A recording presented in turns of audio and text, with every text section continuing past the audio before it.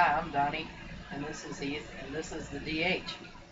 On today's show, we're going to be talking a little bit about some things that happen in the NBA offseason.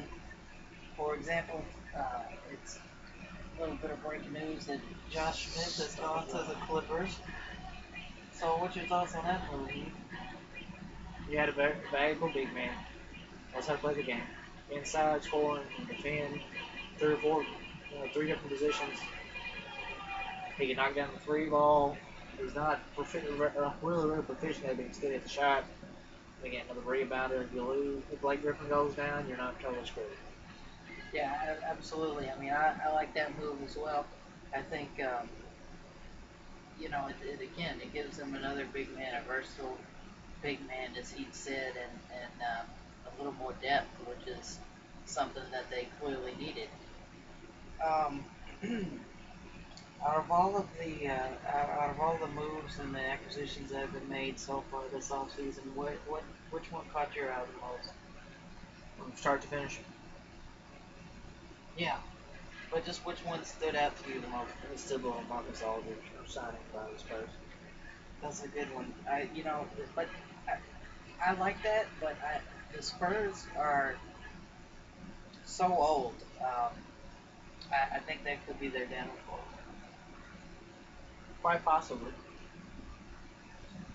Uh, But they still have plenty of young talent on the roster. well, they wrapped up Kawhi Leonard. Yeah, That was yeah. that was good. He's like 24, 25. Well, Marcus Aldridge is only 28.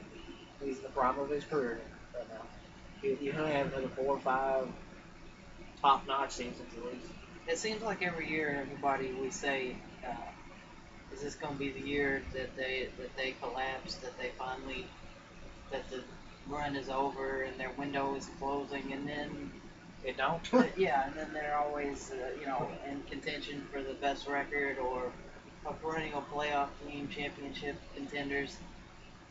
I mean, 5 championships in 16 years. Can't really argue with that. Yeah, Well, 15 years actually. those are ridiculous numbers. The thing is, it's in this NBA era, especially, that's almost impossible to do. Says that's from 99 to 2014. That's the range in which they won titles. 99, '05, I mean '02, '05, '07, and now 15. Or no, Or 14. it wasn't Yeah. 14. Like, didn't they win like 2 years ago? No, they were in the Or was they it was they were in the finals 2 years in a row. Lost to the Heat, and then the Heat First time. they beat the Heat. No pun intended. Yeah. Yeah, last year we So did beat the Heat. yeah. Oh, but speaking of the Heat, Exactly. that's an excellent segue. The Heat have had an interesting offseason themselves, and to me, if Dwayne Wade can stay even remotely healthy, they're going to be one of the top two teams in the East. I mean, and they signed a great role player if he stays healthy as well. And Amari Stoudemire. Yeah, I mean, let's absolutely. not forget this guy And 5 years ago was an all-star. yeah, absolutely. They got some good young players too, and I like what they did in the draft, going out and getting Justice Winslow. And how lucky was that?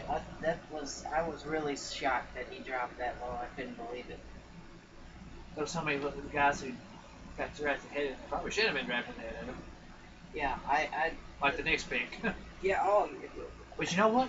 He's not that bad of a player. yeah. What was your thoughts when they took him and the Knicks I fans mean, if you booed want him if you and want to take everything? him, then why not trade yourself back? So you start off paying him less money for one thing.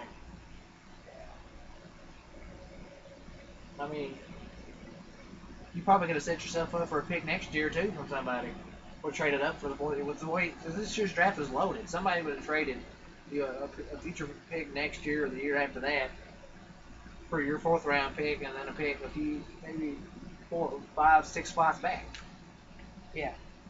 Well, I felt bad for the guy. I thought that he would be, he's gonna be a solid player, I think, and I feel bad for him on draft night because of the booze and because of how unwelcomed he was made to feel.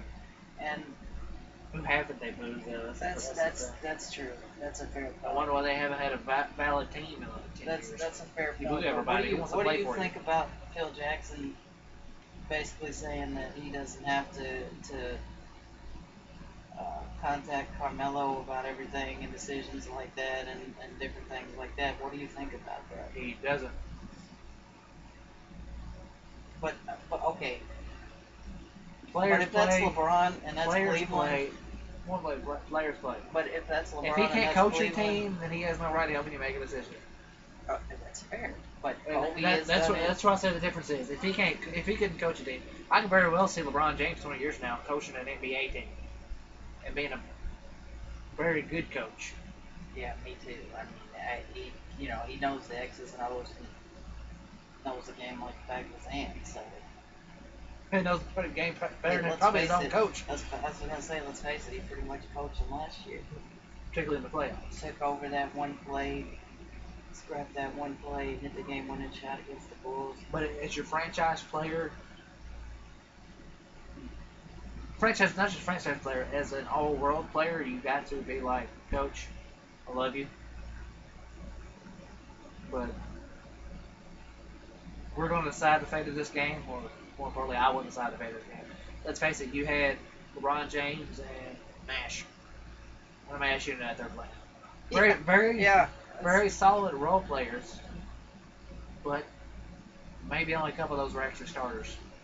Yeah, it was a little surprising to me though to see J.R. Smith in particular kind of fall apart the way he did in the finals.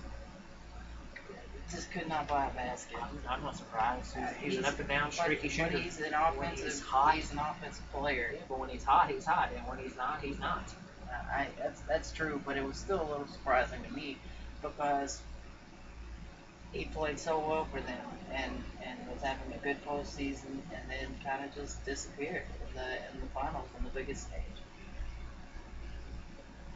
Hey, that's where the cream rises. Biggest stage where the cream rises to the top. He's a solid player, but he's not a. Why do you think he's bouncing around? A truly good player doesn't bounce from team to team. They stay where they're at. They stay with the team. Yeah, this is true. I tell you, I think. Or a player who doesn't have a bad attitude, or somebody who could literally go wherever they want to go, i.e. LeBron. LeBron can go anywhere he wants. I tell you though, if they come back healthy next year, though, Cleveland is going to be a force to be reckoned with Kevin Love re-signing. And that was another thing. How surprised were you to see him re-sign there? Not really, because let's face it, they almost won a title without him. Or could they very well have won the title with him?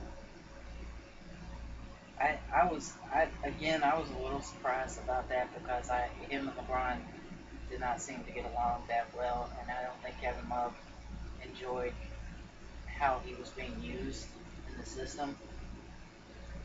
So I kind of figured he would maybe go somewhere else.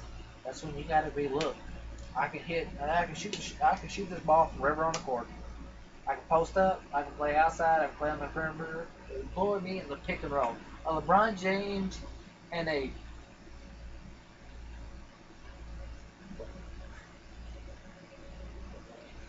Kevin Love pick and roll. Can you imagine that?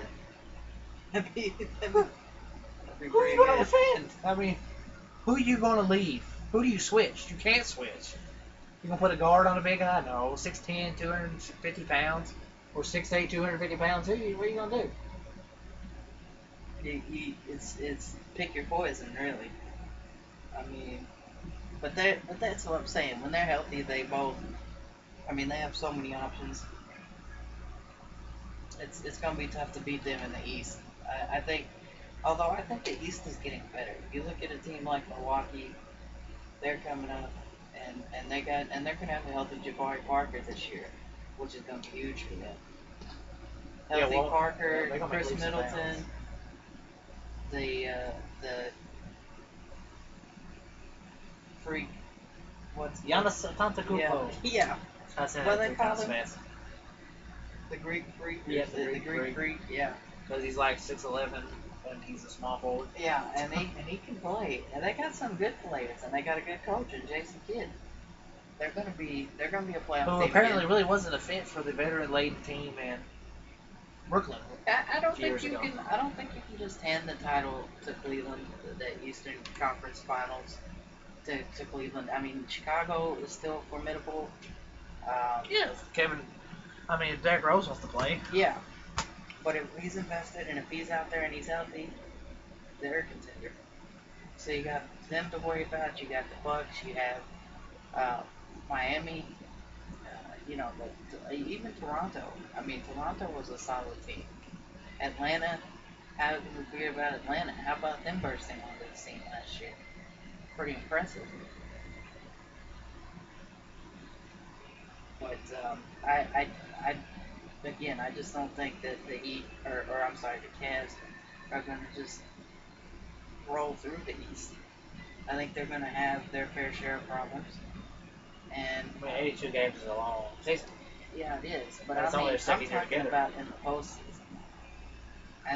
Even when the Bulls were dominating in the 90s, they didn't just run roughshod over every single person they played. It's true. The Knicks took them to Game 7, I believe it was, in the 92 finals. Nobody saw that coming. Yeah, it's hard. It's very hard to dominate over that length of time. And just the same team night and night. Yeah, absolutely. So that's a fair point. But to me though, they had to be the favorite though. At least if you're a betting man, I'd say odds are you're probably gonna put your money on Cleveland to start the season. Yeah, but they're clearly the favorite in the East just because they almost won last year with one player. That's true, but that one player is the best player in the world. Yeah. Making the case for one of the greatest players to play the game. Yeah, and he's not even close to done. I could see him winning 3 more titles, maybe. You think that's fair? I mean, very, very possible. It could happen. I could definitely see that. But anyways, we're gonna have to wrap things up here in a minute. So we're gonna do our first segment of the lightning round. So why don't you step into the batter's box seat and let's do a little bit of lightning round. So first question is, what do you think about the Lakers' chances of making the playoffs next year? It's going to be difficult. They'll clearly be near the bottom, 7th or 8th seed at most. But it is not entirely impossible, especially if Kobe stays healthy and the players they have around him play well.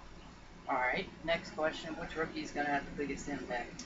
Rich Rookie's going to have the biggest immediate impact. Like I said, if the Lakers do like they should, it'll probably be the number 2 pick, Russell. Yes. All right. A close second may be Jabari, not Jabari Parker.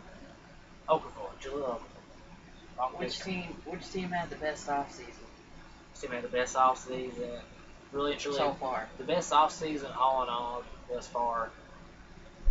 What? To me, from top to bottom, you get a guy at number 10 in the draft that you shouldn't have had at number 10 in the draft. They should have went 4 or 5 spots ahead of that. You pick up several veteran players. You re-sign a couple more. The Miami Heat. Mm-hmm. Yeah, I would agree with that. Goran Dragic, very good player. Chris Bosh is coming back healthy. Now, the first few months will be a little rocky, but other than that, they'll make the playoffs. I agree with that. Okay, next question, and this is the last question, okay? So take your time if you want. Which team do you think is going to hoist the trophy at the end of next season? That's a difficult one to go with, but you know what? My gut is telling me the Cavaliers. The Cavaliers? Yes. I'm going to take the Warriors. So I think we're going to have a rematch in the finals, and I think the Warriors are going to repeat. Well, that's all for this show. Total argument for the next time around. Yeah, absolutely. Another show, another time. That's all for this show, and I hope you enjoyed the first episode of the DH, and we'll see y'all next time.